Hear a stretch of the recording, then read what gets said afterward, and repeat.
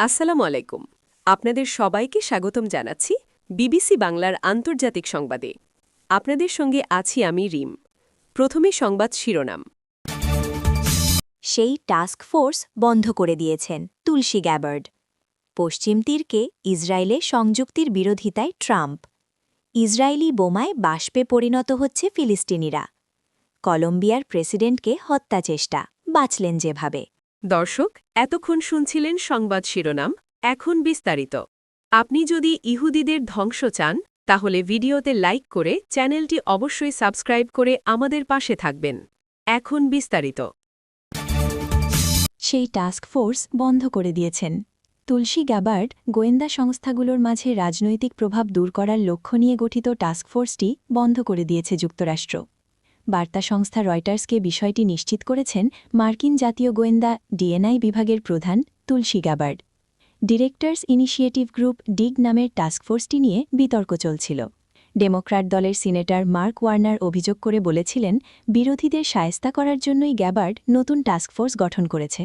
এর মাধ্যমে president Donald ট্রাম্পের বিরোধীদের কোণঠাসা করা হচ্ছে।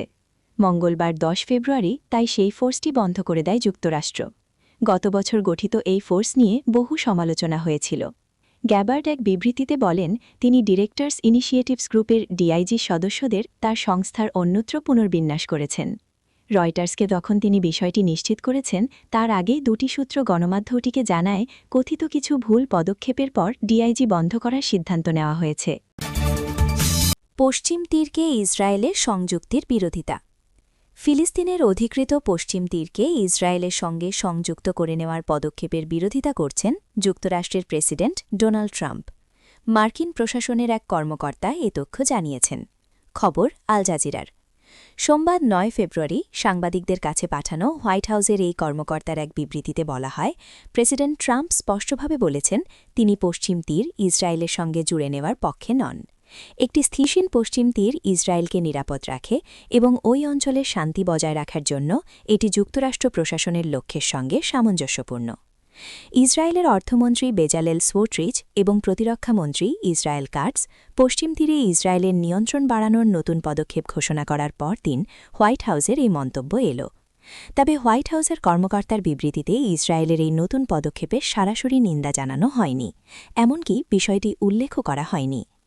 ইসরায়েলের নিরাপত্তা মন্ত্রিসভার অনুমোদিত নতুন পদক্ষেপগুলোর কারণে ইহুদি বসতি স্থাপনকারীদের জন্য ব্যক্তিগতভাবে জমি কেনা সহজ হবে, যা আন্তর্জাতিক আইনে অবৈধ। ইসরায়েলের এই সিদ্ধান্তের বিরুদ্ধে সোমবার সৌদি আরব, তুরস্ক, মিশর, কাতার, সংযুক্ত আরব আমিরাত, পাকিস্তান, ইন্দোনেশিয়া, জর্ডান 8টি মুসলিম প্রধান দেশ যৌথ বিবৃতি দিয়েছে। ইসরায়েলি বোমায় বাষ্পে পরিণত হচ্ছে ফিলিস্তিনিরা। ফিলিস্তিনের গাজায় ইসরায়েলি আগ্রাসন যুদ্ধাপরাধের চূড়ান্ত সীমা লঙ্ঘন করেছে অনেক আগেই। এবার আরও ভয়ঙ্কর তথ্য মিলেছে আল জাজিরার অনুসন্ধানে, যার শরীর হিম করে দিতে পারে যে কারো। সেখানে এমন সব বোমা ফেলছে ইহুদিবাদী দখলদাররা, যাতে তাৎক্ষণিক ৩,৫০০ ডিগ্রি সেলসিয়াস পর্যন্ত তাপ উৎপাদন হচ্ছে এবং চোখের পলকে বাষ্পে পরিণত হয়ে বাতাসে মিশে যাচ্ছে ফিলিস্তিনিদের দেহ। ২০২৪ সালের ১০ আগস্ট ভোরে গাজা শহরের আল তাবিন স্কুলে বোমা হামলা করে ইসরায়েলি সেনারা। প্রচণ্ড ধোঁয়া আচ্ছন্ন ধ্বংসস্তূপের মধ্য দিয়ে ছেলে সাদের সন্ধানে হাঁটছিলেন ইয়াসমিন মাহানি। তিনি তার স্বামীকে চিৎকার করতে দেখেন, কিন্তু সাদের কোনো চিহ্ন ছিল না। মাহানি বলেন, আমি মসজিদের ভেতরে গেলাম এবং নিজেকে রক্ত ও মাংসের উপর পা রাখতে দেখলাম। তিনি দিনের পর দিন হাসপাতাল ও মর্গে খুঁজেছেন। তিনি বলেন, আমরা সাদের কিছুই পাইনি, এমনকি দাফন করার জন্য লাশের একটি টুকরাও মেলেনি। সেটাই ছিল সবচেয়ে কষ্টের বিষয়।